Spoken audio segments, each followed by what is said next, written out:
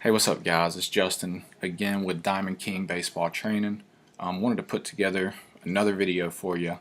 It's another rant, so there's no kind of training clips or anything, but I really want to express how much it's important to have the right state of mind, the mental side of the game. Like I've said before, baseball is a sport of failure. And it's really how you bounce back from failure, how you react to what's going on, whether it's practice or a game.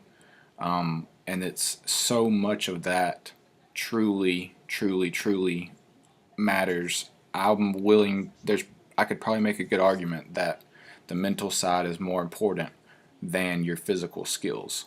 But I wanted to make this video about being coachable as an athlete, and it's just going to cover any sport.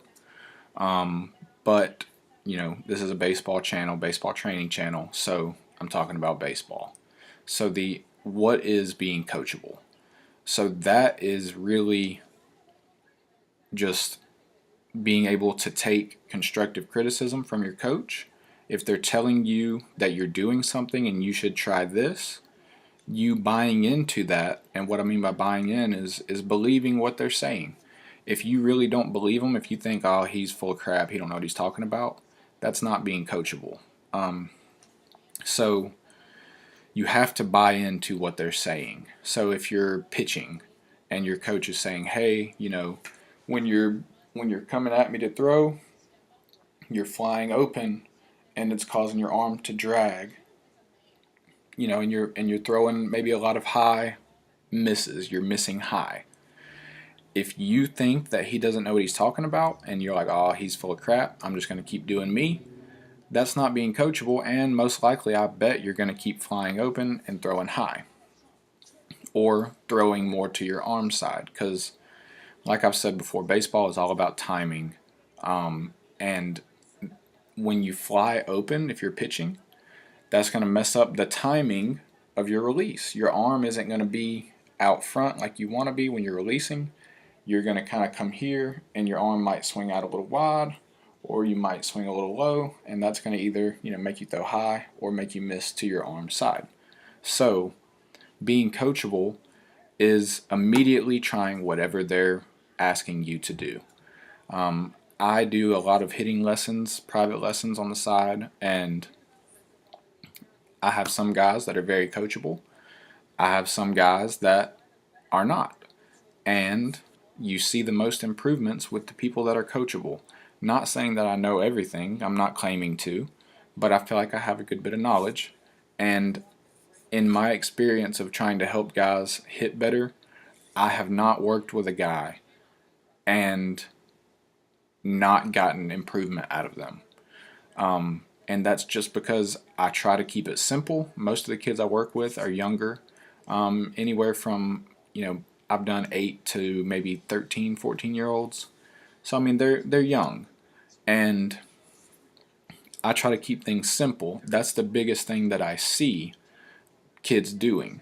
They try to do too much. They try to have too much going on in their stance. They may not have a load. They may load and do way too much with their load. They may have multiple loads. So we're just working out those kinks, and the reason why they see improvement is because we keep it simple. I keep everything simple. I take a very complex swing. I take a very complex approach and work those kinks out, take the complexity out and make it simple, and they reap the benefits of it being simple. It is easier to hit if you have a very simple stance, a small load, and then you go straight to the ball. I mean, what is there to mess up in that? There's not a lot to mess up. So, like I said, that's kind of my thing. But if you're not coachable, if you don't listen to me or your coach, it's hard to make those adjustments, and it's hard to be successful. So, for example, another example, I've got a kid. He likes to really drop his backside when he swings, and he has a lot of movement in his hands pre-pitch and while the ball is coming at him, and he will do a big step into the ball. Now, whenever we do T drills, to make him stop dropping his shoulder when he swings, we work a high tee. I do a good bit of high tee with him. I try to really encourage, hit a line drive, try to keep it on the ground.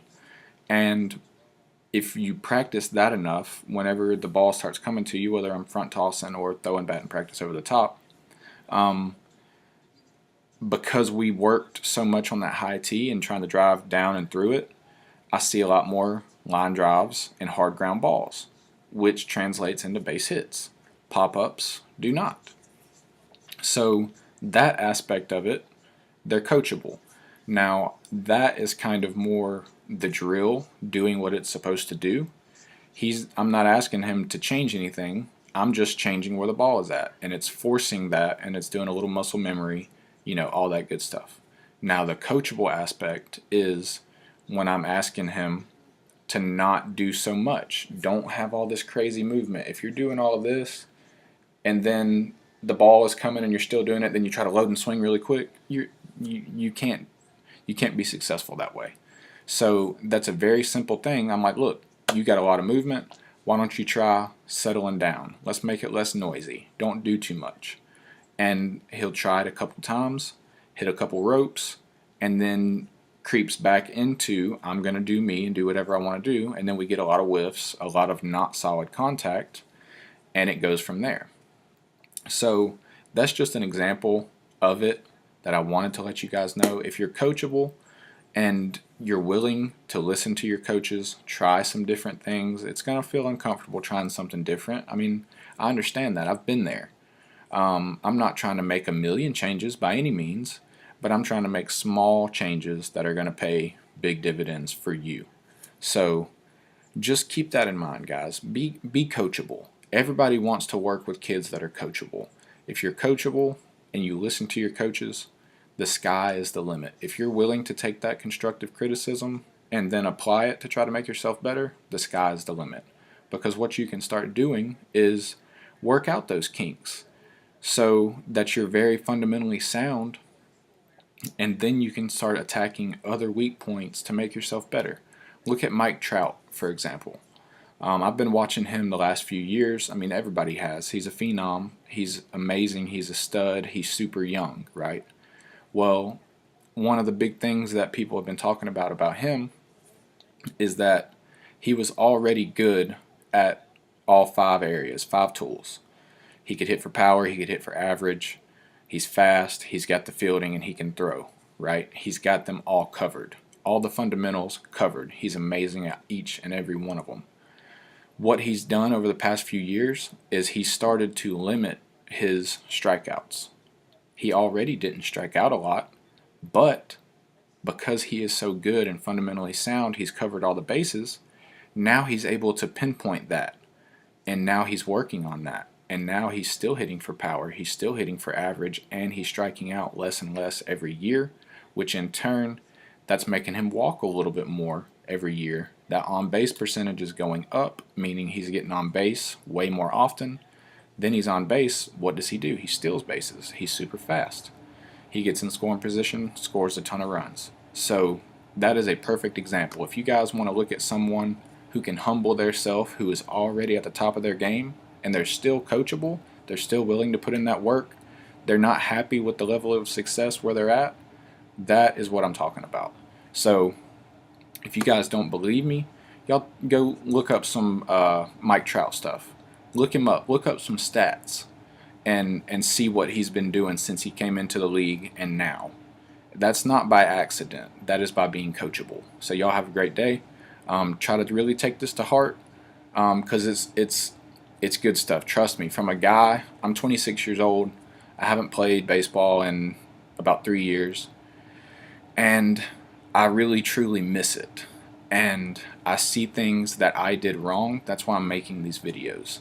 I've been doing a lot of thinking lately, and that's why you're seeing a little bit more of the rants. And it's hard to find someone to come out and film and help me do these videos. So that's why you're getting a good bit of rants. But I'm ranting because I'm looking back on my career, and I'm looking at things that I maybe didn't do, maybe things I struggled with. So I'm trying to put that out there for you. So if you're coachable and you're listening and you're watching, you can keep yourself from making these mistakes and explode past where you were headed in your baseball career. So y'all keep watching me. Leave me a comment below. Let me know what you guys think. Let me know what y'all want to see. Subscribe to my channel. Help me get a big following. I want to help people, guys. I want to help you. So all you got to do is watch and apply. Y'all have a great day. Keep working.